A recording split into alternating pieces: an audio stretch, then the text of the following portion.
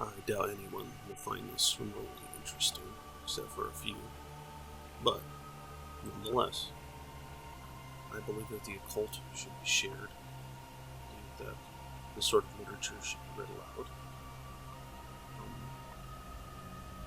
And I think that regardless of whether you're listening because you have a profound interest in the topic, or if you just like listening to something you consider spooky or avant-garde, that's fine.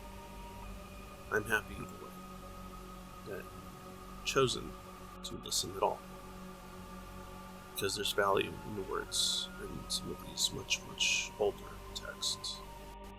I'm a lover of history and historical works in general, but the occult is particularly fascinating to me. Information that was held closely and dear to whomever created it, as well as to the select, sometimes few, that had it available to them. And now, in this modern age, I have an opportunity to read some of these works for others to enjoy. I may not read them in their entirety. Some of them are short, some of them are long, but I will put out there some excerpts in different parts, and if you enjoy them, please vocalize this, or leave a comment. Thank you.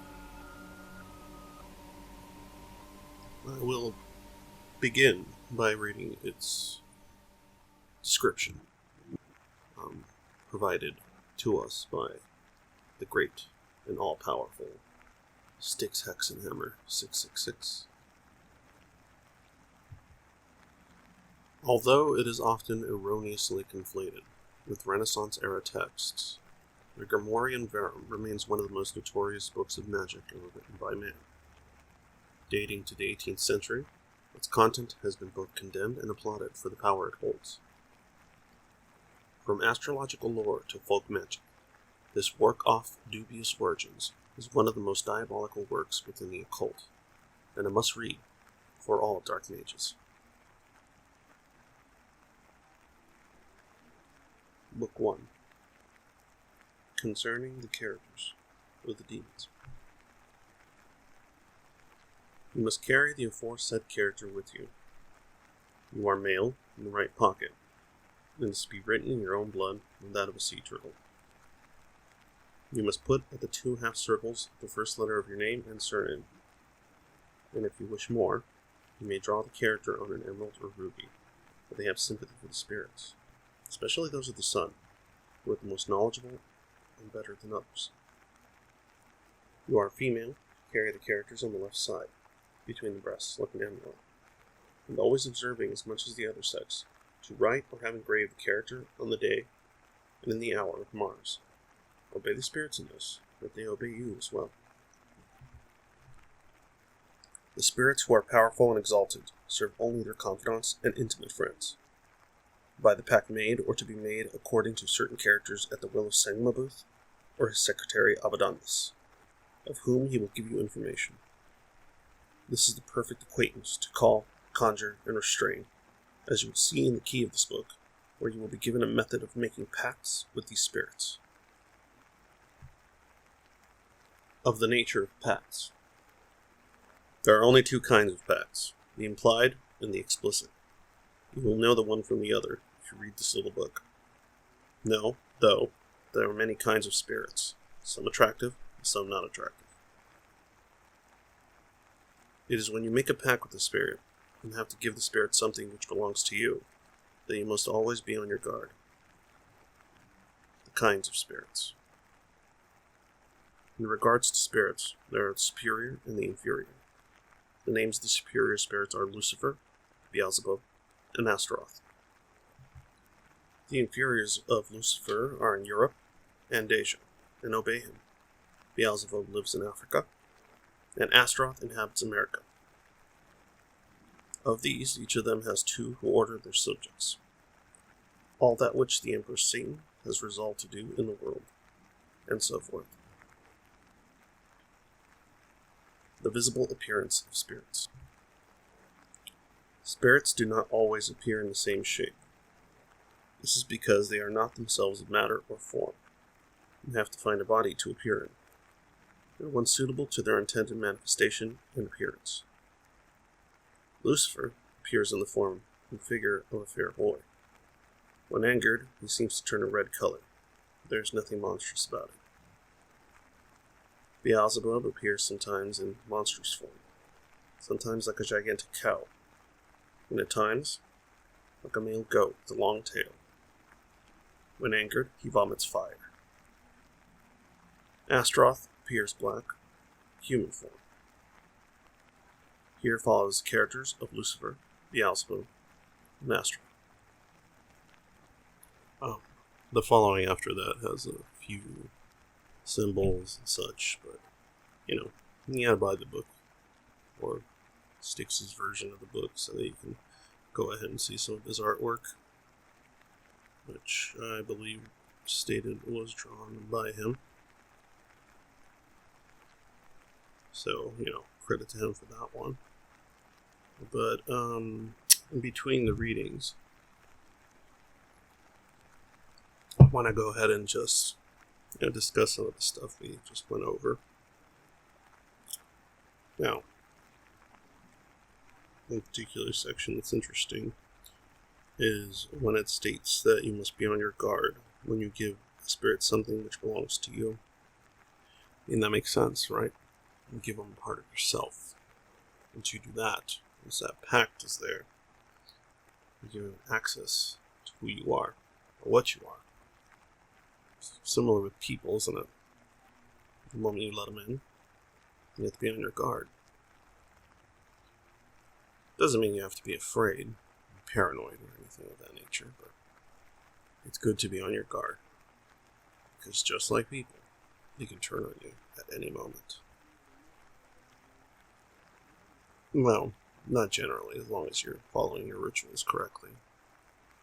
It's usually pretty good. Pretty okay. This next section is where the book gets a little more interesting.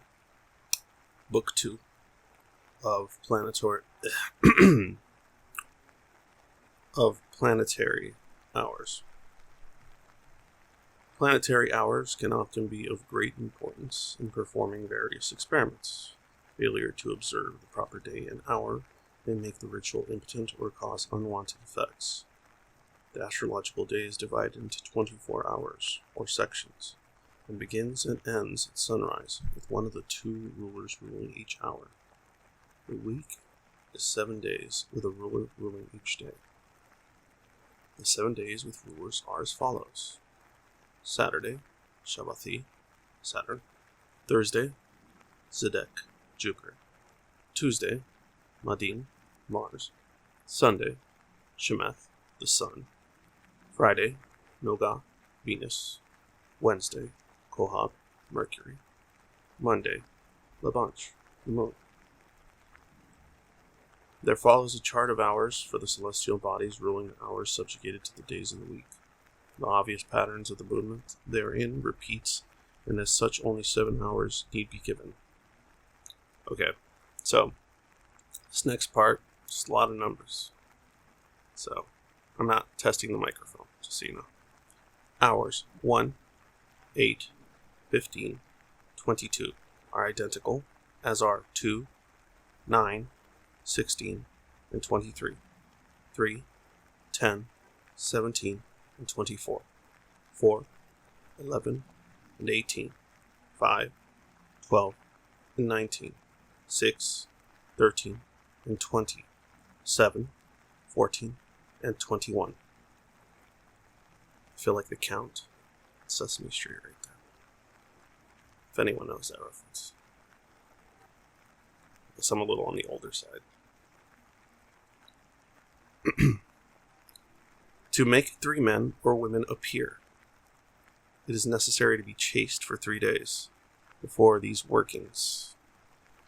So, people, you need to behave yourselves for at least 3 days before taking part in this next preparation. Can we do that?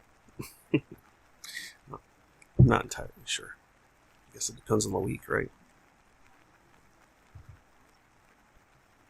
In any case, preparation. On the 4th day, as soon as it is morning, clean and prepare your room. As soon as you have dressed yourself, you must be fasting during this process. Make sure that your room will not be disturbed for the whole of this 4th day.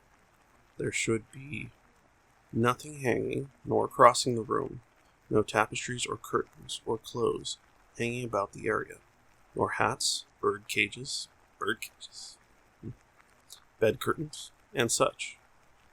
Above all, make sure that everything is clean as much as possible. Basically, clean your room. You're going to have guests over. Ceremony. After you have eaten, go secretly to your room, which you have cleaned. A little redundant. Upon the table, set a white cloth and 3 chairs. In front of each chair, set a loaf of wheat bread and a glass of water. Now place a chair at your bedside and lay upon the bed, and say the following. Now, the following section is in Latin. I apologize if my Latin isn't up to par, but I will try my best. Besticitum conflatio veni ad me vertat creon. Creon, cantor laudem, omnipotentes e non commentur. Stat superior carta, ient laudem, ombiastra principium, da montum e inimicus, meos o prastatatis, vobis e mihidantes, que pasium viri sensusibus. So, I don't know how much of that I butchered, but that was for your listening pleasure. The 3 people having arrived will sit by the fire eating and drinking, and will thank you for having entertained them. If you are a man, 3 girls will come. But if you are a female, 3 young men will come. It's pretty specific. I wonder if there's any way to switch it around if you're into that sort of thing. Then the 3 will draw lots as to which will stay with you. If the operator is male, the girl who will win will sit in the chair which you have placed by your bedside, and will stay with you until midnight. At this time, she will leave with her companions, all without having been dismissed. The other 2 remaining by the fire while the 3rd entertains you. Is she gonna juggle? Do some tricks? Magic tricks? I doubt that somehow. While she is with you, you may ask her any questions about any art or science, or any other subject. She will immediately give you her reply. You can ask where the treasure is hidden, and she will tell you where it is and how it may be obtained. The treasure is guarded by demonic forces. She and her companions will accompany you and guard you against them. So a little ghost harem will be with you to protect you from evildoers. Interesting. When she leaves, she will give you a ring. If you wear this on your finger, you will be fortunate while gambling. Not bad. If you place the ring on the finger or any woman, you will be immediately able to obtain what you wish from her. Your window, it should be noted, is to be left open during this process. You may perform this experiment as often as you wish. Now I wonder what would happen if you don't leave your window open. You'd probably upset these particular entities, because they won't be able to get out, or maybe somehow ruin the entire situation. It's interesting in a lot of these books, they tell you not to do this or not to do that. They don't quite always tell you why. I guess that's not the point. It's about following a ritual, but I always find it humorous, what may occur if in fact you trip over a particular section of the ritual while things are already kind of flowing and in motion. Does it just cease? Does someone get upset? I find it funny. Anyway, To make a girl come to you, however modest she may be.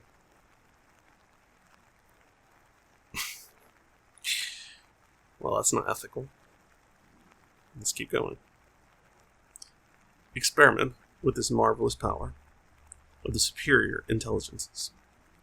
Watch for the crescent or waning moon, and when it is present, make sure that there is a star between the 11th hour and midnight. Before beginning the process, do this. Take a virgin parchment and write on it the name of the girl which you desire. You must hold in your mind the face of the woman which you desire. As with the rest of the experiments in this book, you must only use a virgin parchment, which you yourself have prepared in the hour and day which are prescribed in the following figure. You must write down upon that parchment. So here we have a few more fun little drawings. Oh, just one more fun little drawing by Styx, which you can view if you purchase this particular well-edited version. On the other side of the parchment, write Melchiel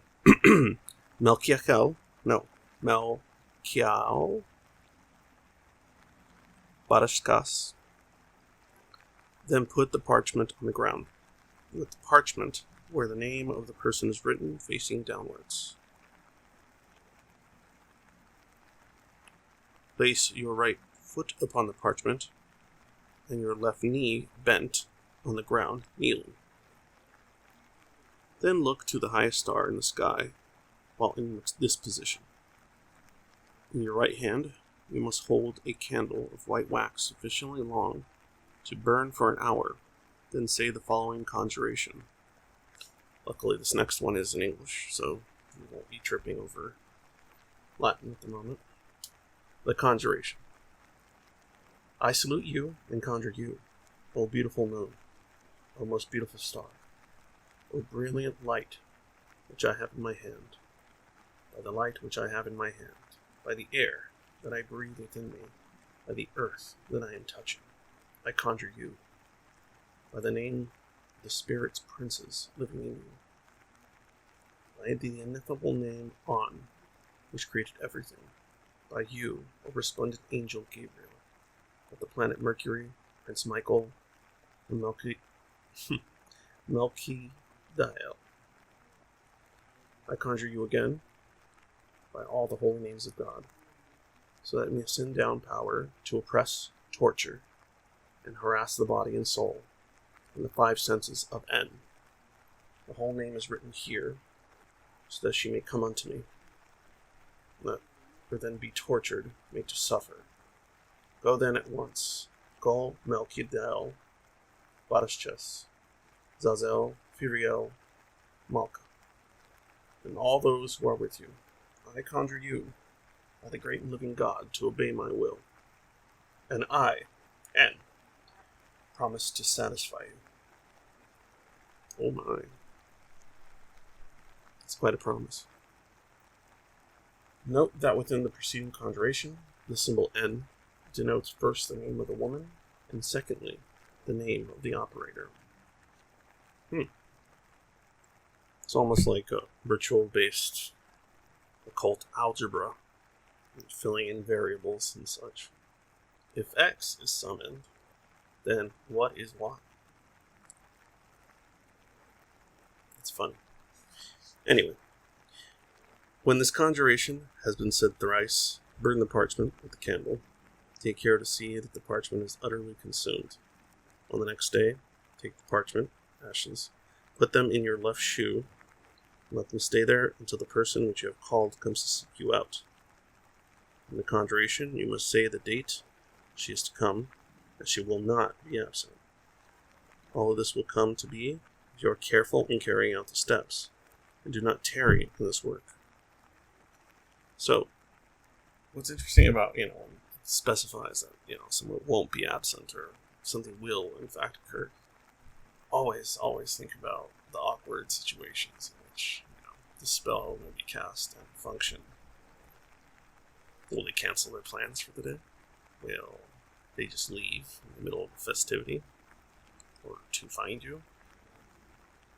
How well do they have to know you at all? Do they need to know your address, your current location, what is it that you have to prepare besides what is said? Perhaps none of this. Perhaps that's the point. Thus, magic. In any case, moving on. Divination via Uriel. To succeed in this operation, he who makes the experiment must do all things which are told therein. He is to choose a small room or place which for 9 days or more has not been visited by any woman who is impure. Oh, you never tell a lady that she's impure. It's just rude. This place must be well cleaned and consecrated by means of consecration and aspersion. In the middle of the room, there is to be a table covered with a white cloth. On this is a new glass vial full of spring water, brought shortly before the operation, with 3 small candles of virgin wax mixed with human fat. Mixed with human fat. That might be difficult to obtain. I don't know. A piece of virgin parchment, and the quill of a raven suitable for writing with. Also, an ink pot of fine clay full of fresh ink, and a small container of metal with materials to make a fire. You must also find a boy of 9 or 10 years of age, who shall be well behaved and cleanly dressed. This just got a little weird. You should be intelligent and sensitive and in a state of purity. You should be near the table. A large needle is taken, and one of the 3 candles is mounted upon it, 6 inches behind the glass. The other 2 candles should be at right and left of the glass, an equal distance away from it. While you are doing this, say, comes the Latin, Gamba mia adone agla, O Lord of powers, aid us. Place the parchment on the right of the glass, and the pen and ink on its left, before starting to close the door and windows. Now stir the fire and light the candles. The boy go to his knees, looking into the vial, that he may see the visions therein. He should have his head bare and his hands joined. Now the master orders the boy to stare into the vial, and speaking softly into his right ear, the operator says the following conjuration. Now, I don't recommend doing this particular ritual, considering the elements that have now been involved. Like I said, this is my first reading of this particular book. I wasn't expecting this. Here comes the conjuration. Uriel, Seraph, Susata, Ablati, Agla, Kaila. I beg and conjure you by the 4 words that God spoke with his mouth to his fervent Moses, Justa, Agla, Kaila, Ablati, and by the name of the 9 heavens in which you live, and also by the virginity of this child who is before you, to appear at once, and visibly to reveal that truth which I desire to know. And when this is done, I will discharge you in peace and benevolence. In the name of the most holy Adonai. When this conjuration is finished, ask the child whether he can see anything in the vial. If he answers that he sees an angel, or any other materialization, the master of the operation will say thus in a friendly tone. It has to be a friendly tone. Let's try. Blessed spirits, welcome. I conjure you again, in the name of the most holy Adonai, to reveal to me immediately whatever I may ask of you. Then say to the spirits, if, for any reason, you do not wish what you say to be heard by any others, I conjure you to write the answer upon this parchment between this time and tomorrow. Otherwise, you may reveal it to me in my sleep. It's pretty nice. You're giving the spirit many options, whatever they're comfortable with. Writing it, telling you right there and there if they're really upfront, telling you in a dream. Makes you wonder though, like, I guess you're like leaving a lot of possibilities open, so increasing your chances of a successful ritual. The sleep one's a little dodgy though. I think I'd prefer to have it in writing. If the spirit If the spirit answers audibly, you must listen with respect. If he does not speak after you have repeated the supplication 3 times, snuff the candles out and leave the room until the following day. Return the next morning and you will find the answer written on the parchment if it has not already been revealed to you in the night. Well, there you go. Divination by Uriel. Interesting. Now, divination by the egg. The operation of the egg is to know what will happen to anyone who is present at such an experiment. One takes the egg of a black hen, very specific. Late in the daytime, breaks it and removes the germ from within. You must have a large glass, very thin, and clear filled with clear water, and into it put the egg germ. I'm guessing that's the yolk. Not familiar with the term germ as far as an egg goes. The glass is placed in the midday in summer, and the director of the operation will recite the prayers and conjurations of the day. These prayers and conjurations are such as are found in the Key of Solomon, in which we treat amply of the airy spirits, and with the index finger agitate the water to make the germ turn. Leave it to rest a moment, and then look at it through the glass, not touching it. Then you will see the answer, and it should be tried on a work day, because there are spirits which will come during the times of ordinary occupations. See, I'm not that familiar with that. I didn't know that particular spirits are more active during times of work. At least not regarding egg divination. The more you know. If one wishes to see if a boy or girl is a virgin, the germ will fall to the bottom. If he or she is not, it will be as usual. I guess that would be a good way to determine whether a possible bride is virgin or not.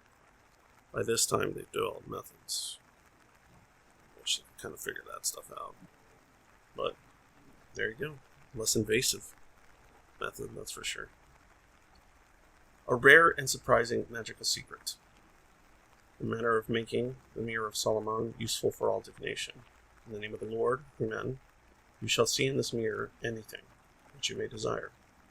In the name of the Lord, who is blessed. In the name of the Lord, Amen. First, you will abstain from all action of the flesh, and also any sin, whether in word or deed, during the period of time laid down herein. Secondly, you must perform acts of good and piety. Third, take a plate of the finest steel, burnished and slightly curved, and with the blood of a white pigeon written upon it, at its corners, these names, Yehovah, Elohim, Metatron, Adonai. So, we've got to go ahead and find ourselves a pigeon, I guess.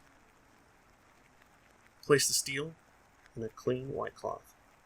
Look for the new moon in the first hour after the sun has set, and when you see it as such, go to the window, look devoutly into the sky, and say, O Eternal, O King Eternal, God Ineffable, you who have created all things for the love of men, and by a concealed decision for the well-being of man, deign now to look on me, N, who is your most unfit and unworthy servant, and look upon this which is my intention. It's a lot of humility. You got to humble yourself down to make things work. It tends to be the case with a lot of this stuff. Deign to send me your angel, Anael, upon this same mirror. He does command and order his companions, which you have formed, O most powerful Lord, who has always been, who is, and who will always be, so that in your name they may work and act with equity, giving me knowledge in everything that I will seek to know of them. Now, you are to throw down upon the burning embers perfume. While you are doing this, say, in this and with this that I pour forth before your face, O God, my God, you who are blessed, triune, and in the state of exaltation most sublime, who sits above the cherubim and the seraphim, who will judge this earth by fire, hear me. This is to be said 3 times. When you have done so, breathe 3 times on the mirror's surface, and say, Come, Anael, come. and let it be your agreement to be with me willingly. In the name of the Father, the most powerful, in the name of the Son, the most wise, in the name of the Holy Spirit, the most living. Come, Anael, in the terrific name of Yahuwah. Come, Anael, by the power of the eternal Elohim. Come by the right arm of the mighty Metatron. Come to me, and order your subjects, so that they make known to me through their love, joy, and peace the things that are hidden from my eyes. When you have finished this, raise your eyes into the heavens and say, O most powerful Lord, who causes all things to move in accordance with your will, listen to my prayer, and may my intentions be agreeable to you. O Lord, if it is your will, deign to gaze upon this mirror and sanctify it, that your servant Anael may come with his companions to me, and be agreeable to me, and your poor and humble servant, O God blessed, and raised above all the spirits of the heavens, you who live and reign eternally. Amen. When this is done, make the sign of the cross over yourself, and also on the mirror on the first day, and also on the next 45 days. At the end of this time, the angel Anael will appear to you in the form of a beautiful youth. He will greet you and order his companions to obey you. 45 days. So this one takes some dedication compared to some of the others. And some of the others, work within a pretty relatively short period of time, but this is a big one. It does not always require as long as this to cause the angel to appear, however. Oh, okay. He may come on the 14th day, but this will depend upon the degree of application and fervor of the operator. When he comes, ask him whatever you desire, and also beg him to come and do your will whenever you should call him. When you want Anael to come again after the first time, all you must do is perfume the mirror and say these words. Come, Anael, come, and let it be your agreement, and the rest of this one prayer to Anael, as we have given you above, until the Amen. Okay. So, this particular part is cool, because according to this is to make oneself invisible. So if you've ever wanted to be invisible, here we go. Collect 7 black beans. Start the rite on the Wednesday before sunrise. Take the head of a dead man. Put one of the black beans in his mouth, 2 in each of his eyes, and 2 in his ears. And make upon his head the characters of the Spirit Moriel, which follows. And there's a symbol there, drawn by sticks, I believe. Very nice. When you have done this, bury the head with the face upwards for 9 days before sunrise. Water it each morning with brandy. On the 8th day, you will find the spirit mentioned to you, who will say, "What do you desire?" So, how are we going to get a severed head? I mean, you can always go dig one up. Fresh one might work better, but that might be a problem in some states. In any case, you will reply, "I am watering my plant." Then the spirit will say, "Give me the bottle. I desire to water it myself." In answer, refuse him this, even though he will ask again. Then he will reach out with his hand and display to you that same figure which you have drawn upon the dead man's head. Now you can be certain that it is the right spirit, the spirit of the head. There is a danger that another one might try to trick you, which would have evil consequences. And in that case, the operation would not succeed. What are these evil consequences, I wonder? I would really, really like to know. Then you may give him the bottle, and he will water the head and leave. So after the symbol is shown, and I'm guessing after the first 2 supplications. Interesting. On the next day, when you return, you will find those beans which have begun germinating. Take them and put them in your mouth. Oh my God. Well, gotta do what you gotta do, right? Gotta be invisible. If you can see nothing, it is well. Test the others in the same way. either in your own mouth or that of a child. Well, I don't suggest that. Those which do not confer invisibility are to be reburied with the head. Well, there you go. You just have to put beans in a dead man's head, plant it, talk to it later, get a spirit to pop up, make sure it's the right spirit. Check that symbol. When it's the right spirit, let them water that. Flower head. Flower head, flower bed. Anyway. When the beans sprout the next day, go ahead and toss them in your mouth. If you go invisible, you're set. I don't generally associate beans with invisibility, but, I associate it with other things. But now I will forever associate it with a dead man's head and the ability to turn invisible. Wonderful.